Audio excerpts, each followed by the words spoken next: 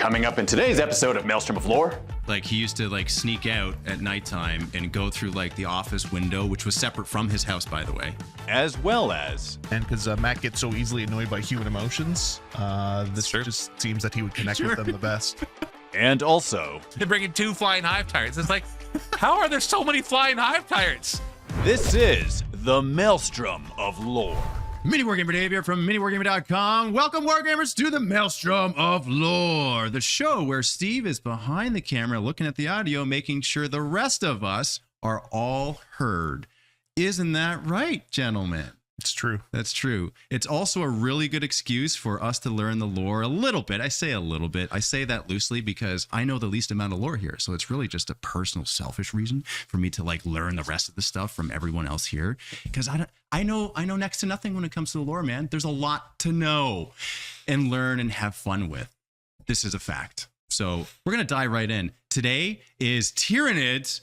Matt prepared a bunch of the segments, and I haven't even really looked at the cards yet. All I know is intro topic Tyranids. That's an exclamation mark shit, what it says. Tyranids! That's right. There we go. That's what it says. And Steve, you know just as much as the rest of us that we're just going to jump right into the Maelstrom of War, and it's going to become what it is. So just for fun, though, I thought it would be awesome if for a bunch of it, because everyone expects Matt to, like, you know, say what he's going to say about Tyranids, because for those who've been watching for years, they know that Matt likes Tyranids. They know that they're near and dear to his heart and all this stuff, right? Like, that's the favorite faction, as it should be, because they are the consumer of worlds. That's pretty much all I know about the Tyranids. Right? Not sure what that's supposed to mean, that it should be because they're consumer of worlds, that means they're my favorite faction. Yeah, like you like am like I a that. consumer? Am I a yesterday. consumer of the world? Is that why I identify with them so much? Yesterday, you said I'm just repeating what he said. But yes, that's. I'm a consumer of the world. Of the world? Yeah, I like consuming. Are you Pennywise? Are you an eater of worlds? No, I don't mean. You're I don't eater. eat the world. I'm a consumer who lives in the world. Same. Anyway, sorry. Derailing already. Yes. I see. Exactly. So expect that today. By the way, there is going to be a segment in the MiniWarGaming Vault and in the paid YouTube members area for more of the Maelstrom of Lore, because it's a lot of fun. And thank you so much for your support. By the way, we're also going to leave it in the comments below. Every single segment will have a comment so that you can comment yourself on what you think you should really express here. It's really about everyone. The Maelstrom of Lore includes every single person whose conscious awareness falls on this place. So let's dive right in to the Tyranids. Topic Tyranids. Matt probably feels a certain way. And what do you guys think Matt feels about Tyranids? You know what? Hold on. I'm going to jump. Nerding out. Why Matt loves Tyranids. Specifically, why Matt loves Tyranids. Before Matt answers, I think this would be fun. Why do we think he loves them? Oh, okay. Why does Matt love the Tyranids? StarCraft. Probably StarCraft. Yeah. Or StarCraft. Alien as well. Why not both of them? Yeah, Okay. if I had to guess. Yes. Okay. I feel like this is like a little game show, like the couples. What are the couples game show called, where they have to like write Was the it answers? Newlyweds? Like Newlyweds. Is that- yeah. I want to write the answer down, and I'd be like, interesting. How much do you know me? We've been working together for years. Do you really know me? Well, okay, I can say this though. As a teenager, Matt played StarCraft a lot. Like, he used to like sneak out at nighttime and go through like the office window, which was separate from his house, by the way, which was pretty amazing. That this is long. This is long ago. Like it's all. Oh no, I wrecked the screen because I poked holes in it so I could get at the things. Yeah. So I mean, that's an obsession, right? Like, I played StarCraft in the middle of the night. Yeah. Why'd you have to go through the screen window to get? Well, because the office was our garage. My dad renovated the garage into an office, and so that was our only computer. Because when I was a kid a million years ago, I feel like I can say that now that I'm this old. Having computers in every household was not a common thing. Exactly. I remember. Yeah. It was still dial-up internet and everything where we were in the country. So I would jump on the ladder with the dial-up internet, and I'd play against people on the ladder. Mm-hmm. Oh, you'd actually just go jump on the ladder? And Yeah, I actually, as a teenager, I got really good at StarCraft. Okay. So, anyways. I guess everyone else playing dial-up too. Oh yeah. Yeah. We both had latency issues. Jeez. okay, so yeah, there's some context there, right, as to why that's a thing. Did you ever play the custom maps or just? Oh yeah, I Okay, played the heck out of them. Yeah. All right, fair. Josh, why does Matt love Tyranids? Why does? Well, I don't know. I always assumed with Tyranids, the interesting backstories compared to other factions, they're the least human out of all of them. And because Matt gets so easily annoyed by human emotions, this just seems that he would connect with them the best. That was always, empathize with the bug. Yeah. yeah, he understands the bug. It's like I just want to carefully pick everything apart and figure out the best way to put it back together. Yep. And why are you in my way? Are you calling Matt a robot? Is that what you're saying? No, it's an insect, not a robot. Oh, Yeah. oh, okay, all right. Yeah. Yeah, come on. Okay, yeah, get it right. Don't be insulted. I don't care about Necrons. It's not a robot. About saying the word Not insect. programmed. Yeah, there's still instinct in there. Biological programming, not Yes. mechanical programming. Exactly. Steve, what's your guess, Steve? Why No, I think Josh kind of nailed it. you nailed it. Right? Yeah. Okay, Matt. Why the Okay, well, why most the what Tyranids? most of you said was right. Aliens, I didn't care about, Okay. so it was more a Zerg influence. So when we started MiniWarGaming, we were into Lord of the Rings. That was our jam. But we knew that when we started making videos, that when we got the White Dwarf and there's only like 2 pages Lord of the Rings and like the rest of it's 40K and a little bit of fantasy, you knew that what the most popular thing was 40K. And so we're like, well, we got to pick our first factions. And I didn't actually like any of the 40K factions. Not a single one. I didn't like any of the aesthetics. I didn't like the whole like we're on Holy Crusades kind of shtick. And I love it now, but I didn't at the time. Okay, Dave immediately identified with Chaos because that's how his brain works. Like no kidding. But for me, the Tyranids was because of Zerg. That's hands down why I started with them. Why I continue to love them is because unlike the Zerg and StarCraft, Games Workshop hasn't messed up their lore and yet. And so, no offense to writers at Games Workshop, but if you take it a direction I don't like, I'm going to say you messed it up, even if you didn't mess it up. So I love they're the only faction which is just purely alien. Every other Xenos faction is like Star Trek alien, which is just humans with a different, makeup. Right. Even the orcs, to a point, are They have like ambition. they have a human element to Disagree, them. Steve? You disagree? Orcs nothing like humans, but that's okay. No, you're right. They're nothing like humans, kind of. But in the end, they're Humanoid. they're just barbaric humans. If you really want to boil it down, I'm not trying to lessen. Hey, I love Star Trek. I love that Klingons are kind of one-dimensional, at least at first, and then they develop them. And then Romulans are one-dimensional, and then they develop them, right? It's kind of, and so that happens time and time again. Exactly. Like sci-fi. Yeah. But yeah, so I would say that. And the other thing that I'll say really quickly before we move on is that my whole life, and I said this in the other episode as well, that I've always been the game master, right? Which means I've always been the villain. And so I like good villains. I really enjoy a good villain. They're not even evil necessarily. It doesn't matter. It doesn't matter. They're still the villains to us, right? Because they're going to kill all of us and consume all of us. And so I like a good villain, and the Tyranids to me are really good. They're not the best villain because, like Dracula's a great villain because he's got the psychological aspect of it. The Tyranids, for the most part, they're not mindless, but they're more like incomprehensible. So then why do you like that aspect of the villain? Why do you like being the villain? Is what I'm because I like dungeon mastering. I like running the story, which means I also play all the allies too. But I just like watching Lord of the Rings growing up and watching all these different things, like even Star Wars with Darth Vader as a villain and the Emperor as a villain. Like I always kind of connected with that side, not because I'm evil, but because it's like they're the reason we fight so hard for what we believe in.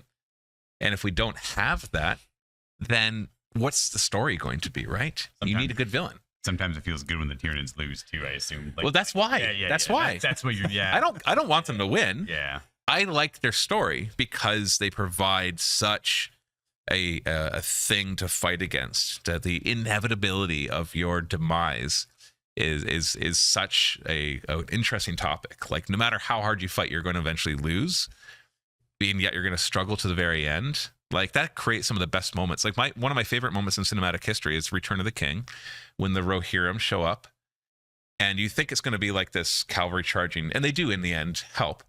But I like the fact that when they crest the hill, it's a double-edged sword where it's like, yay, they've shown up. But then you go from their point of view, and they go and they see the hundreds of thousands of orcs, and you can see the terror on all of their eyes, that even the saviors of the humans are now going to have to face inevitable death. And when Theoden goes along and gives his speech, which is essentially saying we're riding to our death, but it will be our death, not theirs. Like they're not going to choose this. We will choose how we fight to the end. We choose the way we Exactly. go out. Exactly. And the Tyranids provide that perfect villain for that, where it's like it's overwhelming, but we're not going to give in, and we're going to fight them. And even if it means we fight to our death, we will get. So it's just the fact that it brings out this kind of passion. Yeah. It's not so much the Tyranids, it's what you have to do to hold them off. So I love that kind of stuff. And so Tyranids are just like spot on for that for me. That actually makes a lot of sense. So if they're the reason why it sounds like that's the number one. It's like they're the villain. They play the villain. They make it so the heroes can be the heroes. So what is the perfect hero opposite of the Tyranid faction in your eyes then? That's easy. Just Astra Yeah, I Militarum. was gonna say the same thing. Okay, yeah, for so sure. Just a regular dude Yeah. that has no reason to be heroic because he's not souped up on genetics. He doesn't have some super psychic powers. He's like what the Gaunt's Ghost series, like reading about them. What a good series. What did I miss? You missed everyone taking a drink, and I'm like, which camera do I go to? Dave trying to find a camera. Okay, so yeah. Yeah. No, the the average Astra Militarum, like of course Space Marines are really cool and they're heroic, just like watching a Jedi fight in Star Wars is really neat. But it's when the regular dude stands up and says, "I'll fight." That I love those moments. Those are my favorite moments. So if you were to craft a scenario in 40K, and let's say you did a narrative battle and it was made from scratch, would it be Tyranids versus Guard? Would it be a siege battle? I'd say so. Would it be like protect? This is the wall. Get past the wall. Is that something that you? And there would be civilians on the other side trying to Civilians, escape. yeah. It's they're trying to escape the world that is inevitably going to go down, and the Astra Militarum step up. The men and women of the Astra Militarum step up, and they give their lives. Is it like that siege from Starship Troopers where they're all in that circular compound and there's wave after wave of spider bugs just running? Sure. That one's a little silly though. What? Well, okay. A little bit silly. Okay. I love Starship Troopers. I think a lot of That's a sidetrack. That's a sidetrack. silly. But here's the 30-second version. And I'll try to keep the 30 seconds. You don't establish that it takes like 4 guys to take down one of the bugs, Fair. Okay, that's and later on have them going blah, blah, blah, blah, and each little burst takes out a bug. You can't do that. they got better at hitting. No, they didn't. found the one No, they didn't. spot. No, I don't like when movies do that. It's like if you're going to establish something, like I get the idea of it's like when the bad guy or the alien or whatever, the monster is lurking in the shadows and they can't see it until it comes out. But then for the rest of the movie, it's not stealthy. It's Neil Patrick Harris established that you can shoot off an entire limb and the spider's still 86 point something. I understand. I watched the movie several times, and I love that movie. I love the movie, but no, that's nonsense. Because that just becomes the heroes get like it's just what do you call that, plot armor, where they can just do it because the script says to. Whereas like the Astra Militarum, they win because there's millions of them, and they all stand up courageously. And if they don't, the commissar makes sure they do. But Josh, what was the phrase that Ironside said? He was like, Which one? There's a couple ones. Come on, you apes! You want to live forever? yeah. Come on, if you want to live, yeah, that was the good one. Yeah, I picture him with a power fist. Yeah. The commissar's duty. Yeah. Okay, so that brings us to the next segment. Let's go to that. Lord Tyranids Breacher. This is one of the Veil Touch minis that you can get as part of the new campaign, which is on GameFound. By the way, this is a sponsored segment, and we're self-sponsoring it because this is the best way that you can support us right now is by getting some of these minis on GameFound. Link provided in description below. We are developing our own miniature tabletop war game, and it's called Ravaged Star. We're developing the rules for it. Take a look at these amazing minis, and when you see the campaign, you'll see all of the miniatures that are available for it. There's 3 factions. This one is the Veil Touched, which are the chaotically infused warriors of an exploration race. And they were once pretty cool dudes, and they weren't crazy like that. But they went beyond the veil, and they kind of went a little insane. So that's what these guys are. Link in description, guys. Thank you very much. And now back to the Maelstrom. Echoes of the past. What we're going to do is talk about how the Tyranids have changed over the editions and kind of get a read on that. So this one is, again, it's like, okay, you know what? The only thing I'll add to this that's of value, I think, is what I serves from memory, and it's trauma. Okay. All right. So like what it is like I remember I think it was at the tail end of fourth. We started in fourth edition. Fourth edition. Okay. So how it was Khorne Berserkers charging into a bunch of Gene Stealers. Okay. And this is when you can like combat hop, or you can like get done with one and go to the next. And I remember they had an initiative system. So I'm like, oh, Khorne Berserkers, they're going to do so awesome. But no, they had initiative 4, right? But I think you even had 5 on the charge, right? G-Stealers, what, had initiative 6 or something like that? Yeah. And so, yeah, exactly. Like I remember the number. That's how traumatic it was. And I was so disappointed in like them all dying first. I charged in and they all died. And then Matt was just like, okay, you can do that if you want to. Like Matt, like knowing the rules and me not knowing the rules. And so that's just what happened. So, like, luckily that isn't a thing anymore. I hope, right? That's no longer a thing, right? No, Steve? it's no longer a thing. Luca wants it For to now. come back. For now, Luca okay. wants that back desperately. Yeah. So that okay. That's the only thing I'll say about that. Yeah, I mean, I had to get that out. So yeah, additions, old rules, now changes.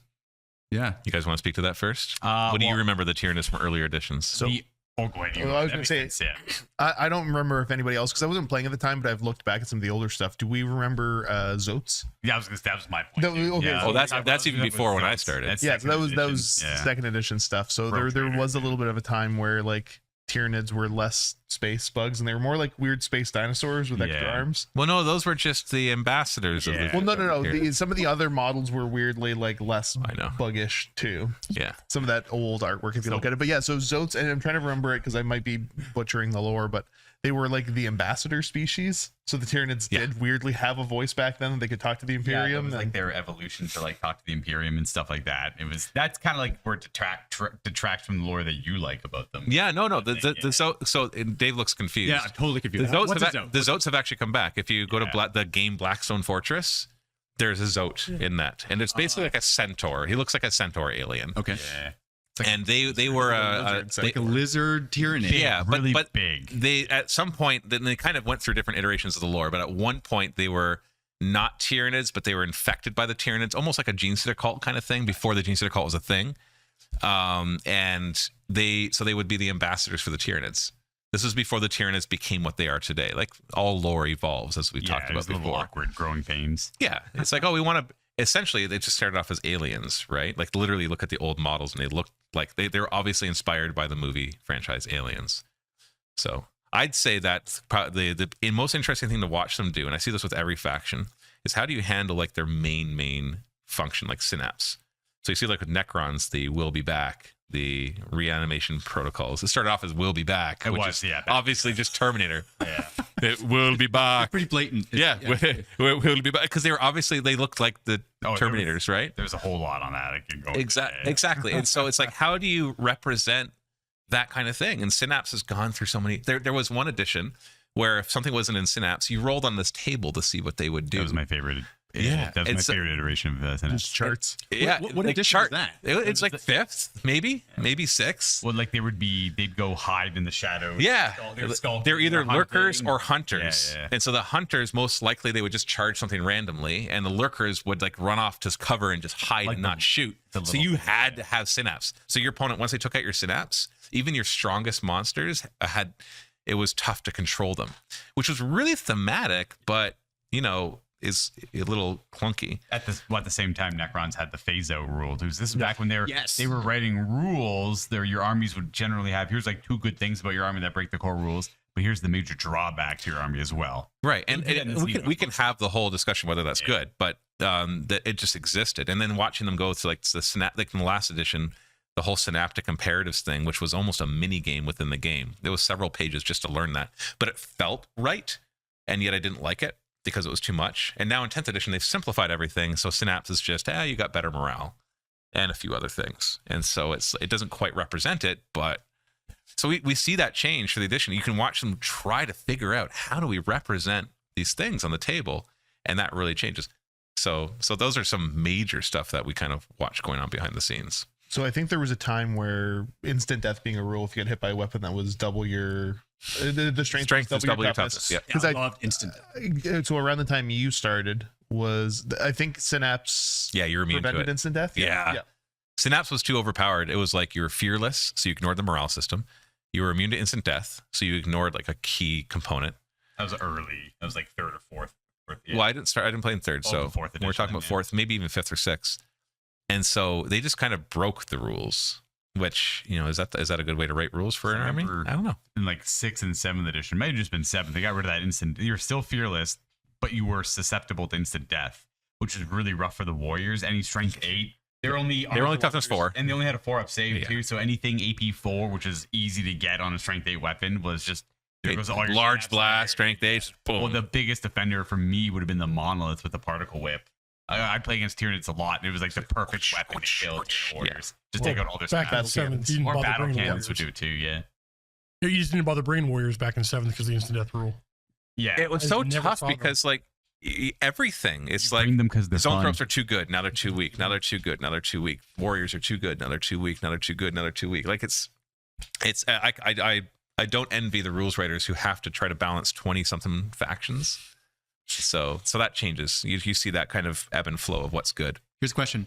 What was once awesome in the Tyranid army and what now is no longer awesome? Like personally for Matthew or for Warriors. all of us? Warriors? Warriors. it's like That's in it. They've gone up and down. They've gone up and down. Anything but 9th edition is hot garbage. What? 9th edition or 10th edition? 9th. Oh, we're Everything talking was too strong in 9th. Everything was too strong in 9th edition. Everything was like so over the top, comically strong that it's like not even like to me it's like a fever dream edition. So ridiculous. So like Warriors were really good in 9th edition. Yeah. But everything was really, really good in 9th Malceptors edition. was the big offender in 9th for the Tyranids. What was the The Oh, Malceptor. the Maelstrom, yeah, but that was short lived. What do you think is the biggest offender over the past 3 editions, though? For Tyranids? Yeah, like the thing that if you put on the table, you were called cheesy. Probably Maelstrom. Maelstrom. Probably Maelstrom. Do you think that? Well, it was multiples of. Before it got because they were nerfed. came in 7th, right? They were fine. Oh, they sucked. Yeah. They sucked horribly. Well, even What made them so... And- Okay. So they had a rule. So they're a psychic monster. They had a rule that whenever they did a psychic power or a psychic ability, if they rolled 7+, because you would roll 2 dice, if they got 7 or higher, then everything within 12 inches that's an enemy took a certain number of mortal wounds. They could cast 2 psychic powers. Just auto? Yeah, just boom. So they just boom. So you'd run them up. You can run and cast psychic powers. So it had 2 psychic powers it could cast. Then there was a psychic ability it could do, which you could do in addition to those because there was one synaptic comparative that let you do it. And then there was a stratagem that let you choose a psychic creature and do 1 more psychic power. So it would run up, and when it's at full strength, I think it did 3 mortal wounds to everything within 12 inches. Yep. So it would run up, and by the way, at this point, it was re-rolling psychic tests and getting +2 to them. Yes. And you need a 7+ with a reroll. So you're doing 4 different things, most likely they're all working, and they do 3 mortal wounds to everything within 12 inches each time. And so that's 12 mortal wounds on top of the crap that you just did. Some of it was the psychic blast, which, when you get the 11+, which he was doing because he's re-rolling a +2, was doing 6 mortal wounds. Wow. And it was kind of dumb. Yeah, it just overpowered. And in the too much. edition where Stacked. everything out in the open just died, it had a chance of surviving and doing it again. And there was 3 of them on the table. Yeah, you couldn't do all the other ones could only do the 2 because you used up your other 2 abilities. But you could totally go up there and just bomb it. They were bombs that could survive because they're a monster with a 4-up invulnerable save. Yeah.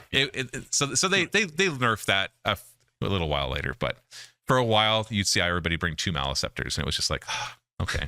All right. Even 2. Actually, to be fair, like what was a more long-lived, overpowered thing in 7th edition for Tyranids was the Flying Hive Tyrant that could jump forward in combat and then full move back behind the line. No, it was the people bringing 5 Flying Hive Tyrants. Oh, in 7th edition? In 7th edition. Now you're reminding me of that. No, that's 7th edition. I'm talking about 9th. Okay. I hope the person that came here isn't watching. There was one guest who came who borrowed my Tyranid army. What was his name? I don't actually remember his name. I don't even remember what he looks like. Saving grace. He doesn't remember. All I know. So if you're this person, I forgive you. But they showed up.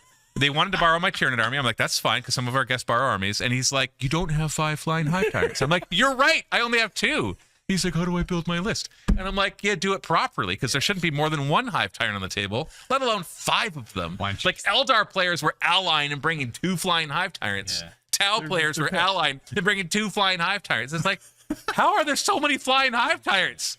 Okay, yeah. You know what? That's the worst offender. That's the worst offender. That's only And because that's it brings me the yelling. lore. You wanted to test the audio. There you go. Hold on. Wow. That Wait, it wasn't lasted a long overpowered time. in 7th. That was the only way they could kind of play. I don't How care. about- Don't care. How about you get an imagination? How about you just play a cool fun list? Why don't you don't play a worry cool about, fun like, list and consider standard. using your brain to build a list? You know. Build a list that tells a cool story. Yeah, Was it a lazy? Sorry, I've got say, was you say a lazy? No. Don't be sorry. Like, this is the greatest. Like, no, it's the best. Like, this is what we've got to dig this stuff out. There's right? nothing. This is a therapy session. Yeah. One of my biggest pet peeves in the hobby is this army's unplayable without X amount of this. Yes. It drives me up the wall. It's like that's only if your opponent's also just being a douchebag and bringing big lists. Like have fun. Well, Just have fun with it, or okay. I need a drink. for once, Hey, you know play what? out of your I comfort had a zone, turn. you know? I had a turn with the Berserkers and the Gene Stealers. Okay, Matt's got his, this whole thing, and the screen set off, Steve. I think Back it on was. now. It's all good. It's all I was good. gonna say. I think there was an interesting shift back when a Demon Prince used to be able to beat a Terragon. that was And then all of 8th a edition. sudden- That was it. Yeah. That's a good story. That's a good story. Remember that? No, You have you blocked that memory yet? no, that should be No, trauma for you that's too. not a That's- part of my consciousness. That one sticks I with me. remember. Okay, for some reason I watched that bat rep before we discussed it at all, and I watched it live. And I'm yelling at the screen, but Matthew, I didn't know what you did. Tell me what you did. Okay, hold on. There's no context to the audience here. Do you want to tell a story? Do you want to? Okay, no. Oh, you're talking about the remember very it? first game Of 8th edition. of 8th edition. Okay, yeah. No, so you want to hear my perspective and then you can correct it? No, I want to hear your perspective, period. Okay, all right. So my perspective of this incident, which you would think would be the best edition because it's 8th edition. Let me see how Khorne is unleashed here, right? pretty good. So like that's my bias. And so I don't even know it. And Matt knows his army and my army Not really. better than mine. Both our first games, all right? Was that okay? Yeah. Was this like that your guys could deep strike really close? No. And You want me? I that was remember. Gene Stealer cult, no, right? That was vividly. Gene Stealer cults. Okay. Jeez, Let me tell the Yeah, story. no, Let me tell- I blocked. You're not even remembering. I blocked Yeah, it you out. blocked it. It'll come No back one to you. even Okay, remembers. Very straightforward story. Okay, wait, Hold hold on. on. Steve first. No, actually, Matthew should tell the story of what happened in the room, and I'll tell you what was on camera. Okay. So you and I were playing the very first game of Warhammer 40k 8th edition. It was the first episode of our coverage of it to go out, when we were allowed to put it out.